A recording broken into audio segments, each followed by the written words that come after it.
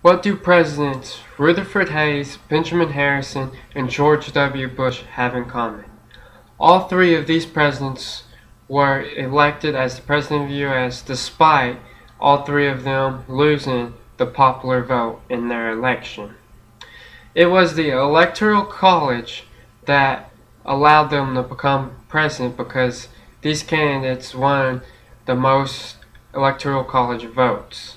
The Electoral College is 538 electors sent by the states to Washington to vote for the president. Many people argue we do not need the Electoral College system anymore. Well, I am going to give you three examples why we do not need. I'm going to discuss three examples why we do not need the Electoral College system. The first is its failure to accurately reflect the popular will.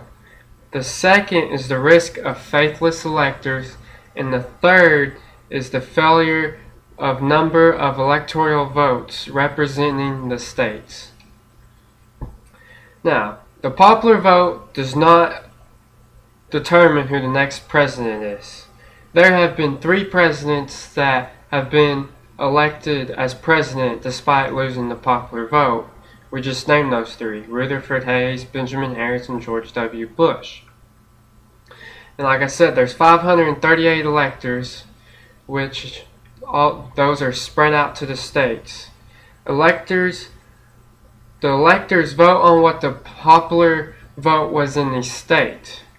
So when people go to the polls in November, they're not really voting for the president, but they're voting to tell their state how they want the state to use their electoral votes on that candidate. So whichever candidate wins the popular vote in a state, no matter how big of a margin they win by, that candidate gets all of that state's electoral college votes. In Edwards' book, Why the Electoral College Has Failed, he states, "It is a violation of the most fundamental principles of democracy, meaning equality in voting. Under the Electoral College, every citizen's vote does not count the same.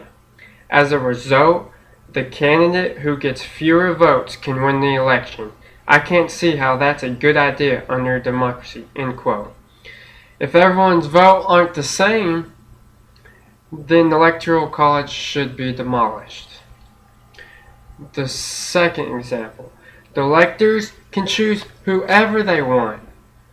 So one candidate wins the popular vote in one state, so the electors promise to vote for that candidate, but in the Constitution says they don't have to. They can vote any way they want. Quoted from Why the Electoral College video, it says that 87 times in the past, electors have voted against the wishes of the very people who elected them. That means 87 electors voted against the popular vote of their state. It also stated that this has not changed the outcome of an election because the candidate projected with the most electoral votes still won the election. Now going on to my third and last example. Another problem with the Electoral College is that it doesn't give out the correct amount of electoral votes to each state. Everybody's vote is not equal. Quoted from The Trouble with the Electoral College, it gives us an example. I'd like to use that example. There are 11,500,000 people in Ohio. So to fairly represent them, it should get 20 electoral votes.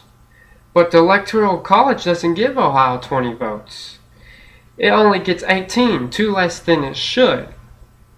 Those votes go to smaller states since each state, no matter what, is given 3 electoral college votes.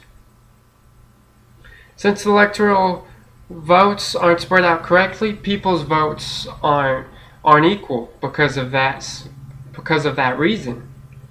Again, quoted from The Trouble with the Electoral College, it says, According to the rules of the Electoral College, every state, no matter how few people live there, get 3 votes to start before the rest are distributed according to population.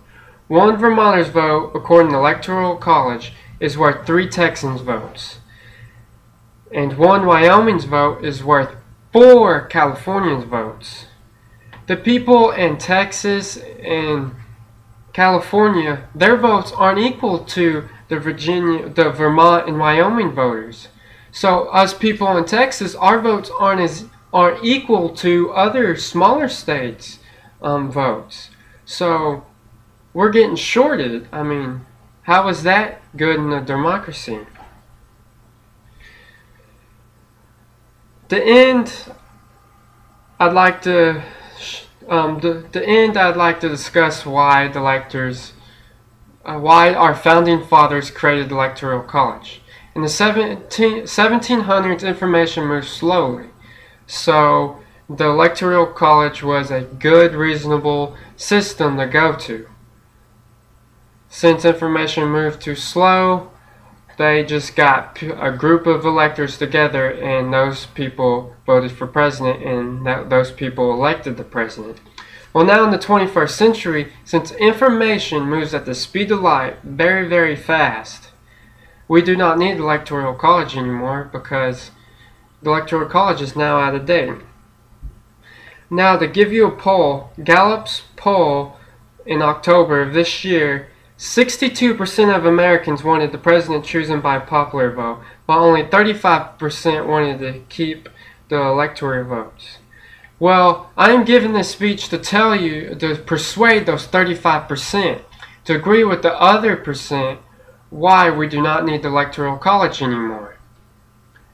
The first reason is the popular vote does not elect the president. The second is electors can choose whoever they want.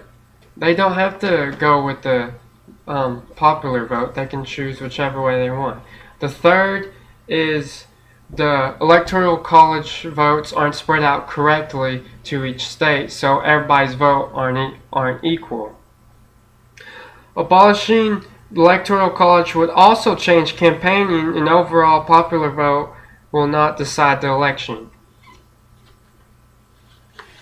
To end, I want to give you some more information from the trouble of Electoral College. In elections, the Electoral College has a 5% error rate. Given how much more important electing the President of the United States is, that is a rather dangerously high percentage to get this wrong. If we abolish the Electoral College and simply let citizens vote for the president directly, all of these problems will go away and everyone's vote will be equal. To end, we should demolish the Electoral College so the will of the people will vote the President of the United States of America.